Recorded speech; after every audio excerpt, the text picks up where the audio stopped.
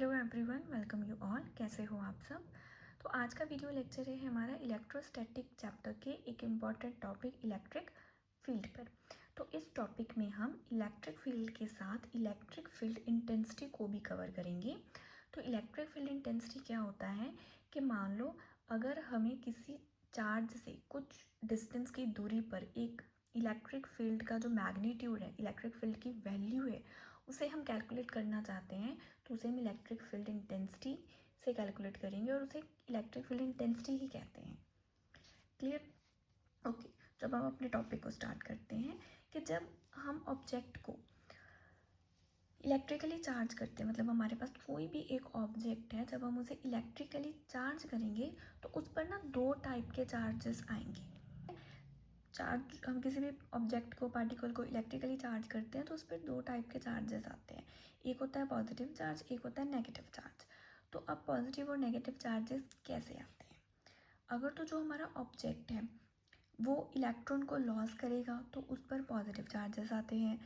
अगर जो ऑब्जेक्ट है वो इलेक्ट्रॉन को गेन करेगा तो उस पर नेगेटिव चार्ज आता है। क्लियर? अब चार्ज कोई भी हो, चाहे हमारे पास पॉजिटिव चार्ज हो चाहे हमारे पास नेगेटिव चार्ज हो, तो उस चार्ज के अराउंड ना हमारे पास एक रीजन, एक एरिया बन जाता है। क्लियर? तो जब उस एरिया के पास कोई इलेक्ट्रिक चार्ज को हम लेके जाएंगे तो उस पर एक इलेक्ट्रिक फोर्स लगेगा। तो जो चार्ज हम उस इलेक्ट्रिक फील्ड के पास लेके गए हैं, उस रीजन के पास लेके गए हैं, उसमें एक फोर्स लगेगा और उसी जो फोर्स का जो एरिया है उसे हम क्या बोलते हैं? Electric field. एक बार इसकी डेफिनेशन को भी रीड करते हैं। तो इसकी डेफिनेशन हमारे पास क्या कह रही है कि it is the region of space surrounding the electrically charged object. कि जो इलेक्ट्रिक फील्ड होती है वो एक स्पेस होता है, एक एरिया, एक रीजन होता है जो इलेक्ट्रिकली चार्ज ऑब्जेक्ट के अराउंड बनता है। Clear? Where a force exerted on the other electrically charged object. जब दूसरा कोई अदर इलेक्ट्रिकली चार्ज ऑब्जेक्ट हम उस रीजन के पास लेके जाएंगे तो उस पर ना एक फोर्स लगेगी। क्लियर? तो ये है हमारे पास एक डेफिनेशन इलेक्ट्रिक फील्ड की। तो अब हम डायग्राम से समझते हैं। हमारे पास क्या है? एक चार्ज है। हमने कहा था कि हमारे पास कोई भी चार्ज हो सकता है, पॉजिटिव भी नेगेटिव भी, और उसके अराउंड क्या है? एक रीजन होगा। तो हमारे पास यहाँ पॉजिटिव चार्ज है और उसके अराउंड ना एक रीजन बना हुआ है। तो जो चार्ज हम कंसीडर करेंगे वो होगा हमारा सोर्स चार्ज, क्योंकि ये चार्ज क्या है? फील्ड को प्रोड्यूस कर रहा है। तो फील्ड हमारे पास कहाँ से आ रही है? इस चार्ज से। तो ये फील्ड का सोर्स है, तो इसे क्या बोलेंगे? Source charge. लेकिन अब हमने क्या कहा था कि एक अदर जो दूसरा इलेक्ट्रिकली ऑब्जेक्ट होगा ना उस पर फोर्स लगेगी। तो एक बार हमने क्या, तो हम उसकी जो फील्ड है उसमें पॉजिटिव चार्ज को भी लेके आए और नेगेटिव चार्ज को भी लेके आए। तो उन दोनों पे ना कोई फोर्स लगी है। तो जो चार्ज हम इलेक्ट्रिक फील्ड को चेक करने के लिए लेके आते हैं उसे क्या बोलते हैं? हम टेस्ट चार्जेस। क्लियर? और एक बात आप हमेशा याद रखना कि जो हमारा टेस्ट चार्ज होगा वो हमेशा क्या होगा? पॉजिटिव। एक की पॉइंट है, चाहे आप नोट्स बना लो, कि जो टेस्ट चार्ज होगा वो हमेशा क्या होगा? पॉजिटिव होगा। क्लियर? ओके। तो नेक्स्ट, अब हमारे पास क्या है कि जो इलेक्ट्रिक फील्ड होती है ना वो वेक्टर क्वांटिटी होती है, तो उसकी डायरेक्शन भी होगी। तो इलेक्ट्रिक फील्ड की डायरेक्शन चेक करते हैं। तो अब हमारे पास अगेन दो टाइप के चार्जेस होते हैं, एक होता है पॉजिटिव चार्ज, एक होता है नेगेटिव चार्ज। तो हम पॉजिटिव और नेगेटिव दोनों चार्जेस से इलेक्ट्रिक फील्ड की डायरेक्शन को चेक करेंगे। तो हमारा जो सोर्स चार्ज है, तो हमारा सोर्स चार्ज है पॉजिटिव। ठीक है, पहले हम पॉजिटिव चार्ज के लिए डायरेक्शन को चेक करेंगे। तो टेस्ट चार्ज हमेशा पॉजिटिव होगा। तो हमारा जो सोर्स चार्ज है उसके अराउंड एक फील्ड होगी। तो उस फील्ड के पास हम एक पॉजिटिव जो चार्ज है, टेस्ट चार्ज, उसे लेके आएंगे। तो हमें पता है कि like charges repel each other. ये क्या है? रिपेल करेगा। तो मतलब यहाँ पे जो हमारी फोर्स है वो आउटवर्ड लगेगी। तो उसकी फोर्स की डायरेक्शन क्या होगी? आउटवर्ड। क्लियर? कि जब हमारा जो सोर्स चार्ज है वो पॉजिटिव होगा तो उसके लिए हमारी जो फोर्स की डायरेक्शन है वो क्या होगी, आउटवर्ड होगी। क्लियर। नेक्स्ट है हमारे पास नेगेटिव चार्ज, सोर्स चार्ज, क्योंकि जब हम इलेक्ट्रिकली किसी ऑब्जेक्ट को चार्ज करेंगे तो पॉजिटिव और नेगेटिव दोनों चार्जेस उस पर आ सकते हैं। तो सेम इसके पास भी हम एक पॉजिटिव टेस्ट चार्ज को लेके जाएंगे। तो अब हमारे पास क्या होगा, अनलाइक चार्जेस क्या करेंगे, अट्रैक्ट ईच अदर। तो ये उसे अपनी तरफ खींचेगा तो फोर्स कैसी लगेगी, इनवर्ड। तो जब हमारा जो सोर्स चार्ज है वो नेगेटिव होगा तो उसमें फोर्स कैसी लगेगी, उसमें लगेगी हमारी इनवर्ड फोर्स। तो ऐसे आपको जो फोर्स की डायरेक्शन है ये याद रखनी है कि जब हमारा सोर्स चार्ज पॉजिटिव है तो फोर्स आउटवर्ड लगेगी, जब हमारा सोर्स चार्ज नेगेटिव है तो फोर्स इनवर्ड लगेगी। क्लियर। अब जो हमारा नेक्स्ट टॉपिक था इलेक्ट्रिक फील्ड इंटेंसिटी, अब हम उसकी तरफ चलते हैं। तो इसमें क्या है कि अगर एक चार्ज से हमें कुछ डिस्टेंस, हमारे पास एक चार्ज है उसे हमें कुछ डिस्टेंस आर पर एक पॉइंट है पी, और हमें इलेक्ट्रिक फील्ड जो है उसकी इंटेंसिटी की वैल्यू कैलकुलेट करनी है, मतलब हम उसका मैग्नीट्यूड कैलकुलेट करना चाह रहे हैं, तो हम कैसे कैलकुलेट करेंगे। क्लियर। तो इसकी डेफिनेशन क्या है, the force on a unit positive charge at a point, मतलब जो फोर्स लगेगी इस यूनिट पॉजिटिव चार्ज पर, क्योंकि इस पॉइंट पे कोई ना कोई चार्ज तो होगा उस पर, in the electric field is equal to the electric field intensity. तो मतलब जो हमारी फोर्स होगी वह ही इक्वल होगी इलेक्ट्रिक फील्ड इंटेंसिटी की। तो फोर्स का फॉर्मूला तो हमने एक पहली वीडियो लेक्चर में भी निकाला था, सॉल्व किया था। तो अब हम इसमें क्या है, इलेक्ट्रिक फील्ड इंटेंसिटी निकालेंगे with the help of force, क्योंकि फोर्स इक्वल है इलेक्ट्रिक फील्ड इंटेंसिटी की।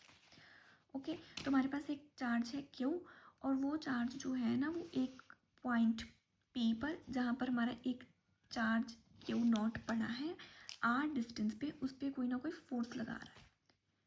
क्लियर। तो लिखेंगे हम, कंसीडर करेंगे क्यू नॉट टेस्ट चार्ज है हमारा, हम सोर्स चार्ज की हेल्प से टेस्ट चार्ज पर जो आर डिस्टेंस पे है इलेक्ट्रिक फील्ड इंटेंसिटी को, मतलब इलेक्ट्रिक फील्ड के मैग्नीट्यूड को कैलकुलेट करेंगे। ठीक है, वो है हमारा एट पॉइंट पी पर। ओके। तो अब हमने क्या कहा है कि फोर्स ही इक्वल होती है इलेक्ट्रिक फील्ड के, तो फोर्स का फॉर्मूला हमारे पास क्या था, के Q1 इंटू Q2। तो यहाँ हमारे पास एक कैपिटल क्यू चार्ज है, क्यू नॉट है, divided by the square of distance between them, यही था फॉर्मूला। ओके। तो अब हमने कहा है कि जिस चार्ज पे हम फोर्स को कैलकुलेट करेंगे ना वो यूनिट चार्ज है, मतलब उसकी वैल्यू क्या है, 1। तो हम लेट करेंगे कि जो क्यू नॉट है ना वो 1 कूलम का है। ठीक है, उसकी वैल्यू 1 कूलम है।